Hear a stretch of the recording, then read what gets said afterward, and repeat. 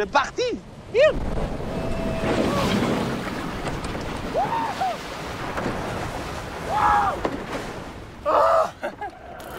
Ladies and gentlemen, bienvenue dans Trax. Au sommaire ce soir, avec le Tatar baroque d'Ouldous, l'histoire russe devient un conte de fées. La rebelle DJ Marcel tape du poing sur les platines. Et enfin, ses dessins provos lui ont valu la prison. Mike Diana, démon de la BD.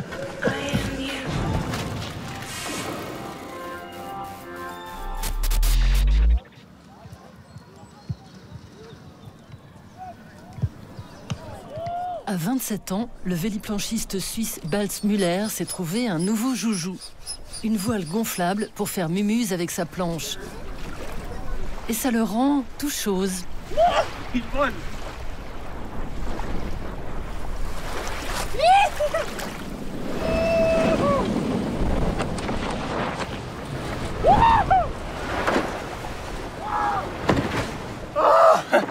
Plus que je peux faire ça, plus d'énergie de chez dans moi. Et plus que je voudrais repartir dehors. Non mais en fait, Tom, il vole. Il faut aller. C'est parti. Si Balz ne tient plus en place, c'est la faute au wing foil. Dernier né des water sports qui donne des ailes aux fanatiques de glisse. À la croisée de la planche à voile et du kitesurf, il se pratique depuis 2 ans avec une voile légère portée à bout de bras sur tous les océans, du Brésil à la Bretagne, en passant par Jaws, la mythique vague hawaïenne.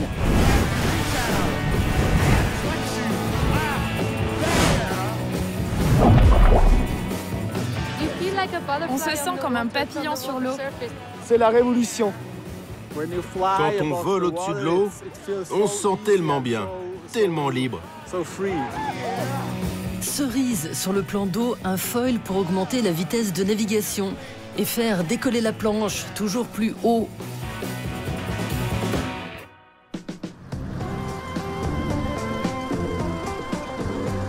Bienne, au pied du Jura. C'est la plus grande ville bilingue de Suisse. Ici, on parle allemand et français, comme Balz Müller, qui nous fait coucou au balcon. Champion du wingfoil, il partage sa vie avec Eva, sa petite amie, elle aussi wingsurfeuse de haut vol.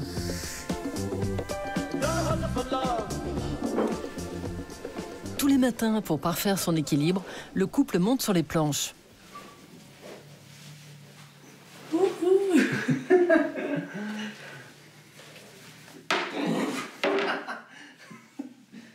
Mes dernières 5 ans, j'ai couché dans ce bus vers le surf club.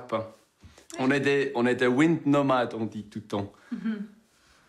Alors la question, c'est tous les matins où on va naviguer. C'est beaucoup de stress aussi. Moi, je dis tous les jours, en fait. Je dis comme ça. Ah, il est où le vent? Né en 93 à Bienne, Balz est l'aîné de 3 frères. Initié dès l'enfance à la planche à voile grâce à son père qui en est accro, il passe son temps libre avec ses frangins à faire le show sur l'eau.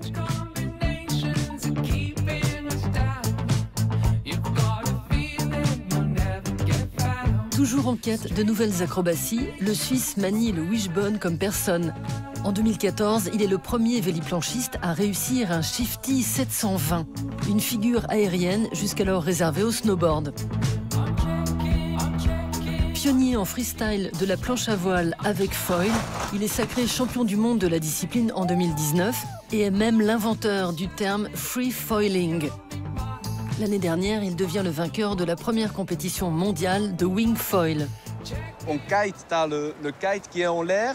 En planche à voile, tu as ta voile. Et en wing, tu n'as rien dans tes mains. Tu n'as que ça. Et c'est plus connecté vers ta planche. Alors, tu peux faire tout ce que tu voudrais. Et comme ça, on pense tous les jours des nouveaux trucs. Et tu sais que tu peux motiver des autres, te aussi refaire. Ça, c'est vraiment un cool feeling. Aujourd'hui à Bienne, il y a pétole, pas un pet de vent.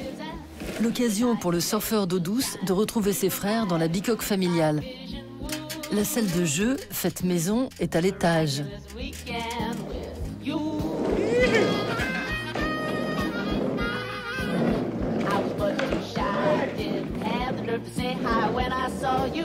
That's why I was so surprised when you asked, did I wanna woo? Miraculous weekend with you.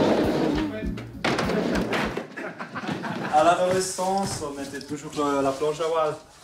Toujours. Tous les jours au lac. En fait, c'était la compète de nous trois d'être le roi de la planche, de les portes. Et ça m'aide beaucoup.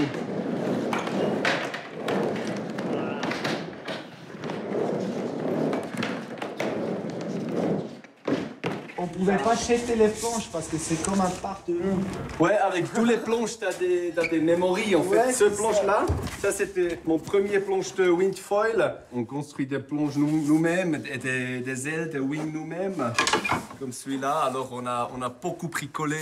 C'est bien sûr part of the game. On a fait des ailerons comme ça. Ça c'est pour couper les fruits. Oui. J'ai fait des ailerons de planche.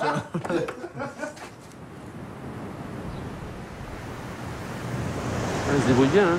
Vous avez vu? C'est bon, hein. C'est sûr qu'ils sont bons. Hein. Et un jour, ils vont faire le flip complet parce que j'ai vu que c'est possible. Je sautais avant. Mais là, je ne fais pas parce que, vu mon âge, c'est pas raisonnable.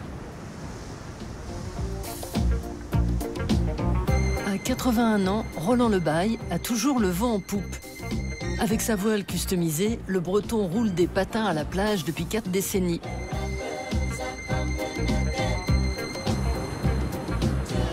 Je vais faire un empannage, là. Et voilà. Et là, j'empanne. Je reprends dans le côté. Bon, il n'y aura peut-être pas assez de vent. Non, il n'y a pas assez de vent, là. Tu vois, il y a des sautes de vent. Le wingsurf avec un foil, Roland Lebaille ne l'a jamais pratiqué. Et pourtant, il est l'un de ses pionniers. En 65, ce fils de marin met le cap sur San Francisco et la prestigieuse université de Stanford. Entre deux cours, l'étudiant ingénieur tombe amoureux d'un sport en vogue en Californie, le surf. De retour en France, 5 ans plus tard, un longboard dans les bagages, il devient le premier surfeur breton. En marge d'une carrière d'informaticien, Roland cumule les inventions comme cette aile révolutionnaire qu'il brevette en 82. Délestée d'un mât, la Bird Sail concurrence alors la planche à voile.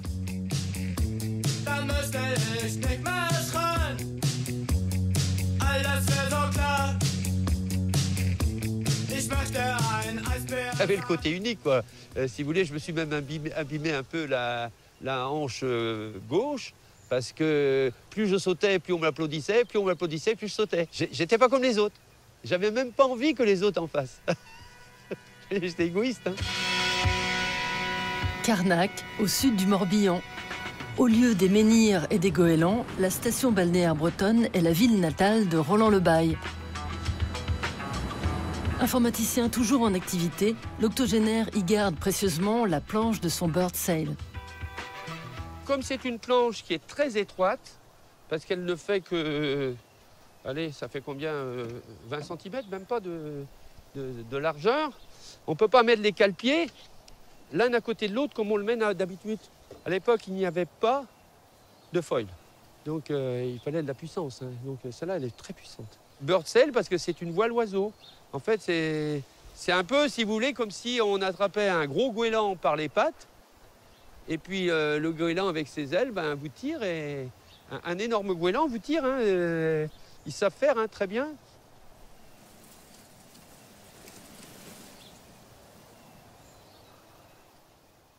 Le Bird Sail va devenir le roi des plages et des pistes, quoi, vous voyez.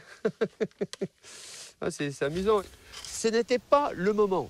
Vous voyez, à un moment, il faut attendre que les gens désirent la chose. Pour les inventions, c'est toujours pareil. Vous trouvez un truc qui arrive au bon moment, ça part. Si vous arrivez trop tôt, ça part pas, parce qu'il y a d'autres choses qui marchent très bien. Les gens en planche à voile, ils faisaient ce qu'ils voulaient. Et là, moi, je suis très content hein, que la wing marche bien, parce que ça me fait plaisir de les voir.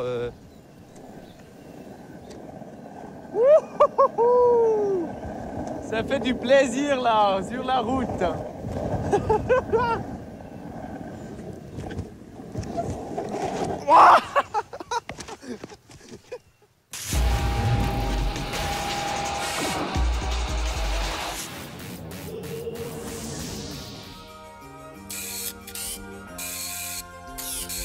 Dans le monde d'avant, les fillettes rêvaient toutes de devenir des princesses. Pour l'artiste russe Uldus Baktiosina, les Tsarevna, leur version de l'Est, sont les personnages principaux de ses photos et courts-métrages soigneusement mis en scène.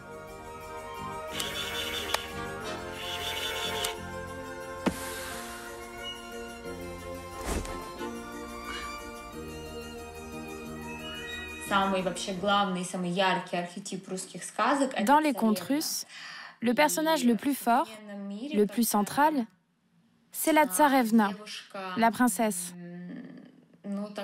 Et dans le vrai monde, quand une fille prend les rênes du pouvoir, ça apporte un certain équilibre. Les Tsarevna de nos contes sont toujours très fortes. Elles viennent à l'aide des hommes, elles ont le don de se transformer en d'autres êtres vivants, et en plus de ça, elles conservent toujours leur féminité sauvage. Fille d'un designer d'articles de pêche d'origine tatare et d'une prof d'anglais, Uldus naît en 86 à Saint-Pétersbourg.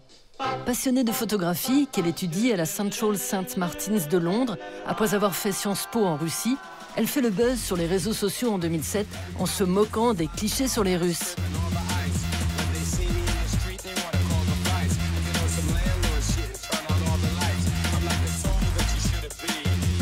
Dans la foulée, se mettant en scène dans des rôles empruntés aux mythes et légendes de son pays, elle devient l'ambassadrice du baroque tatar, un style qu'elle a elle-même créé en clin d'œil à ses origines.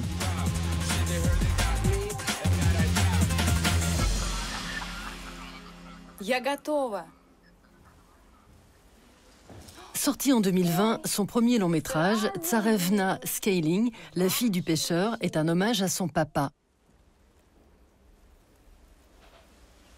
Чудненько.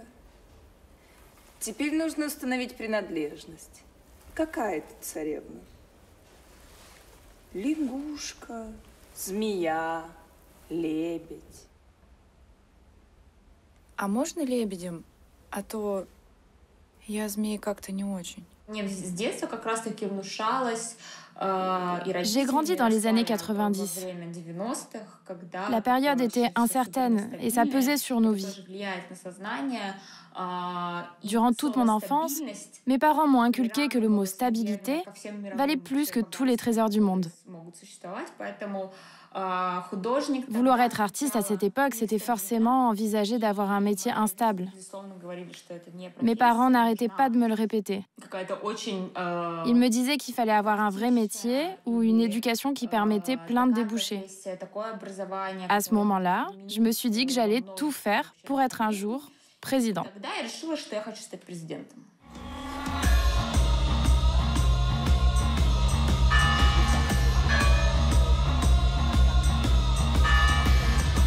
À la façon du réalisateur arménien Sergueï Parajanov, qui mettait majestueusement en scène la mythologie de son pays en pleine période soviétique, une esthétique qui inspire aujourd'hui jusqu'à Lady Gaga, Uldus revisite les légendes venues du fond des âges, quand les Tatars suivaient la horde de Gengis Khan qui régna durant 2 siècles sur les steppes de la Chine à la Volga.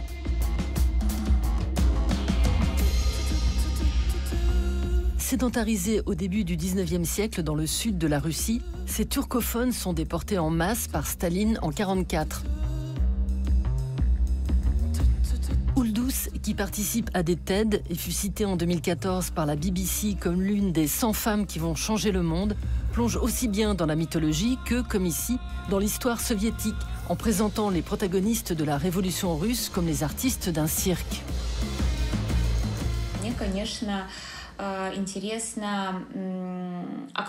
C'est important d'actualiser les contes et le folklore pour que nous, les habitants de ces terres, ne perdions pas le lien avec nos racines.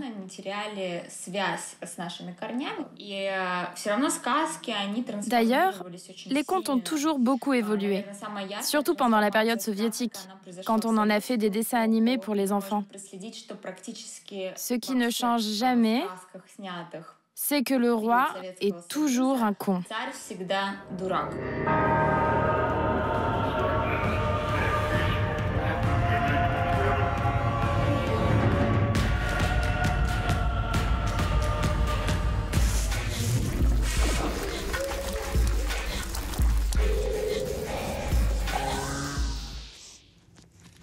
When people come to visit me who don't like my music, I always put on these two records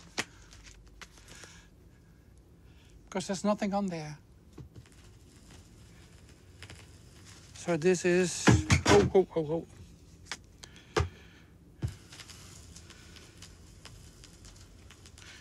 like it is for the wit and wisdom of Ronald Reagan. Obviously, Ronald Reagan doesn't have any wit and wisdom. You could say the wit and wisdom of Donald Trump or something. It's this. For me, there is absolutely no point in playing something which everyone knows. Why should I do it? I'm not a jukebox or something. I can really say to this black man that he is totally and totally... Avec Marcel Van Hoof, c'est prouvé, la robe ne fait pas le DJ. À 58 ans, cette musicienne néerlandaise cultive son jardin à 1000 lieues d'une scène électro trop normée. À plus d'un titre, les sets de cette digueuse forcenée font faire à vos oreilles le tour de la planète.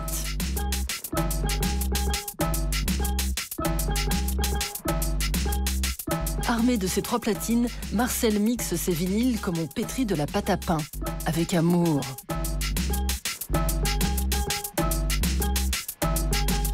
Refusant de jouer la potiche les bras en l'air, elle prend plaisir à dérouter son public en ouvrant ses sets comme cette nuit de 2018 en Ouganda, avec des appels à l'aide glaçants.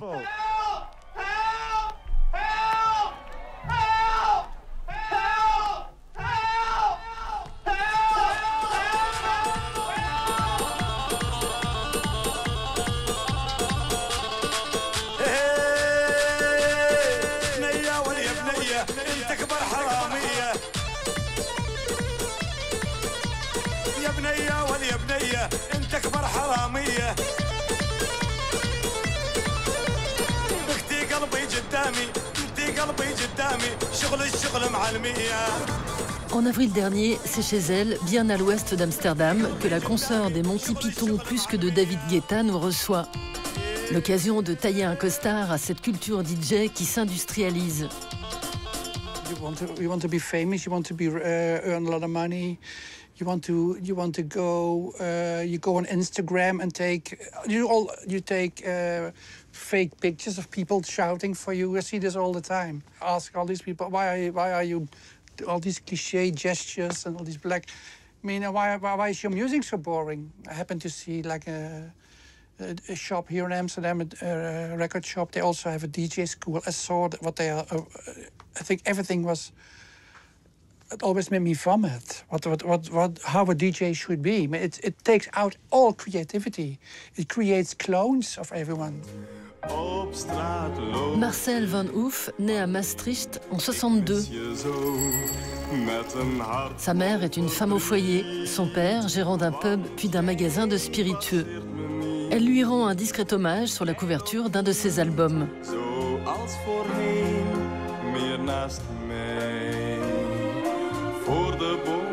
Une enfance traditionnelle perturbée par la perte précoce de ses parents alors qu'elle n'a que 14 ans. I've had a very hard childhood, but that coincided with the start of punk, 1977. I was orphan, and then music saved my life. I come from a bit of a bit conservative Catholic background, so not many people in my family understood me. But music understood me, and music kind of educated me. And that's also probably, to this day, one of the reasons why I'm so serious about music. It's about a way of life. À sa vingtaine, en 82, Marcel déménage à Amsterdam pour suivre des études de politique et d'anglais rapidement abandonnées. L'étudiante préfère plancher sur la scène punk de l'époque.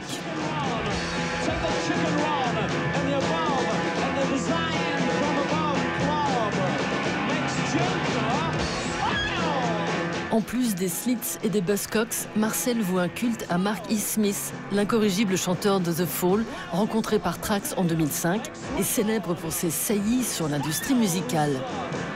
I went to this awards thing the other week, got this award in London, and they had fucking U2 behind me sat on the table. They had fucking, you know, all these groups there, and there. I was surrounded by 50 million quid, and they were the most miserable fuckers I've ever fucking seen in my life. Like this. More miserable than you, even. Okay, well. Okay, thank you very much. No? Okay, well, thanks a lot. You're welcome. It's a pleasure. I was never much of a group person. Everyone had parents except me. I saw the individuality in that music, that you, like the Slits, they told me you should go your own way. You should do what you want, what's in your heart. I have all these memories, but also I think because I was young then, but also this attitude had a huge influence of me. Because especially I think the post-punk was maybe the freest time in music, because there were no rules anymore. Marcel devient journaliste musicale, puis animatrice radio, sous le nom d'Another Nice Mess, un clin d'œil au Another Fine Mess, le film de Laurel et Hardy. Au milieu des années 2000, elle crée son personnage de Trouble Fête. À l'image de ses sets imprévisibles, la DJ punk bricole des clips aussi perchés qu'absurdes.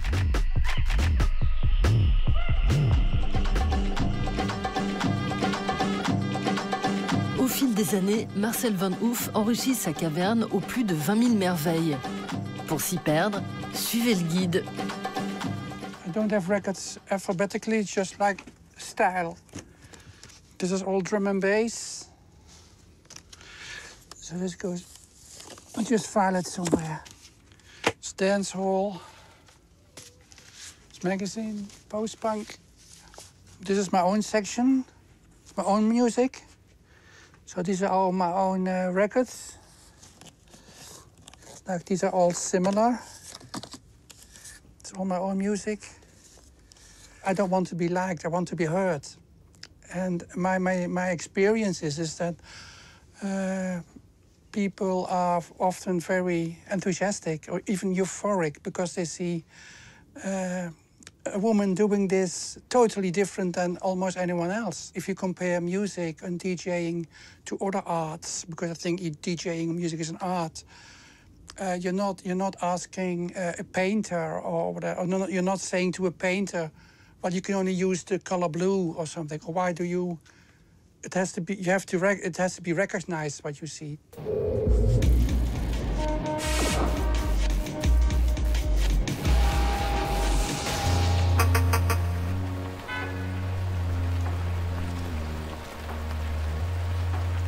Anne-Cécile, notre journaliste qui brave les interdits sous son parapluie, a rendez-vous avec un esprit jugé maléfique. Le dessinateur Mike Diana est le seul de son espèce à avoir été condamné à de la prison pour son travail artistique. Dans son élan, le procureur a même obtenu qu'il lui soit interdit de dessiner. À l'époque, Mike a 22 ans quand on l'accuse d'avoir été influencé par le démon. Alors comme ça, tu l'as vu? Il ressemble à quoi? Oui, j'ai rencontré le diable. C'était le procureur de Floride. Satan. Il était une fois en Floride. Depuis 3 ans, Mike publie des petits Mickey dans son fanzine Boyd Angel. Mais ce jour de 91, le procureur de la ville, Stuart Baggish, tombe sur un exemplaire. Pinellas County does not have to accept what is acceptable in the bathhouses of San Francisco and the crack alleys in New York. Au bout de 90 minutes de procès, Mike Diana est condamné à 3 ans de prison avec sursis et $3 000 d'amende. This is hardcore, psychopathic material. I can feel his compassion for him because he's deceived. I'm deceived. Hell is real. Hell is real. Pour incriminer Diana, le procureur s'appuie sur la loi sur l'obscénité. En Floride, si une œuvre est considérée sans valeur littéraire, scientifique ou politique, la liberté d'expression protégée par la Constitution ne s'applique plus. Avec ses dessins trash, le fanzine Boiled Angel coche toutes les cases. Mike fait finalement 4 jours de prison avant d'être relâché à condition de ne plus toucher un stylo ni d'approcher un mineur. Cette histoire à dormir debout prend la forme d'un documentaire en 2018, illustré par Mike lui-même. He's the nicest man I've ever known. My dad pulled me aside and he said, "That's the Gainesville murderer! I saw him on TV!" Because you're a danger to society.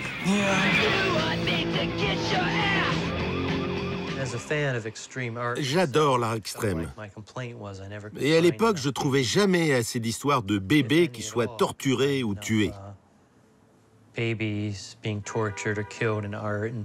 Artistiquement, je trouvais ça marrant. Pas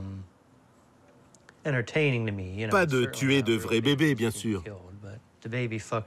Une de mes planches les plus provos s'appelle Bébé pâté pour chien. Un homme transforme des bébés en pâté pour chien et il les vend dans un magasin pour se faire de l'argent. Il adopte un gamin pour l'aider dans son usine de pâté et le petit garçon devient ami avec le chien. Le chien tue le sale type qui tuait les bébés, mais à la fin, il viole aussi le petit garçon. Ils n'ont pas pigé la blague au tribunal. Mike Diana déménage à New York en 1996 pour pouvoir continuer à dessiner sans se cacher. Il réalise des commandes, en particulier pour des groupes punk. Et histoire d'en rajouter une couche, il se met à la sculpture et à la peinture.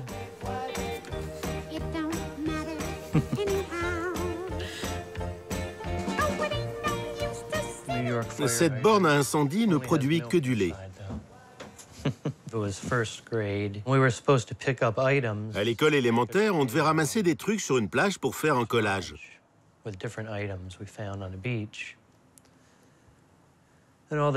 Tous les autres élèves ramassaient de jolis coquillages. Ensuite, on versait du plâtre dessus et une fois sec, ça faisait une composition à afficher sur un mur. La mienne, c'était des morceaux de verre, des déchets et un poisson mort. Né en 69 dans l'État de New York, Mike a 8 ans quand sa famille s'installe à Largo, en Floride, où son père est prof de sciences. Passionné par les insectes, le cinéma d'horreur et Salvador Dali, Mike tourne ses premiers films au caméscope et embauche les gamins du quartier pour l'aider.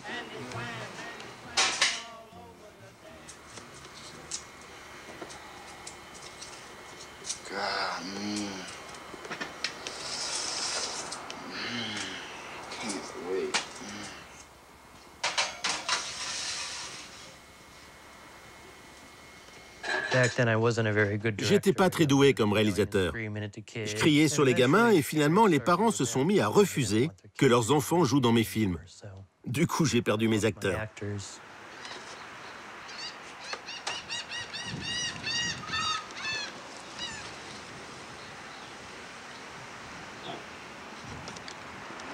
Ah, this is gonna be real good. This looks delicious. But with drawing, avec le dessin, au moins, j'ai besoin que de moi-même.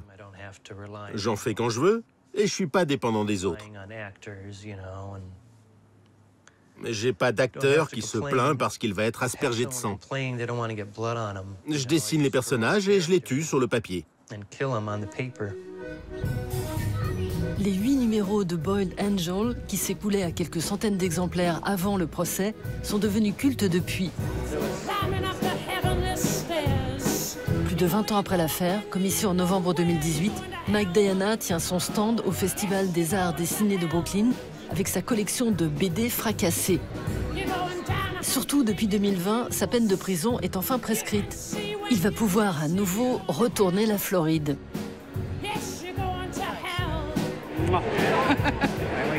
J'aime bien le pénis crucifix. C'est plein de bites. Une fois, j'ai rêvé. Enfin, j'ai plutôt fait un cauchemar. où je regardais une de mes BD pleine de tortures de bébés.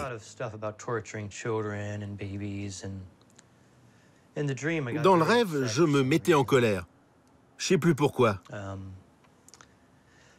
Et j'ai fini par me réveiller. Et là, pendant un instant, j'ai pensé, ouais, peut-être que c'est vraiment mal de dessiner ce genre de choses. Ça m'est vite passé. L'après-midi, je recommençais. Trax, c'est où tu veux, quand tu veux, sur arte.tv et les réseaux sociaux.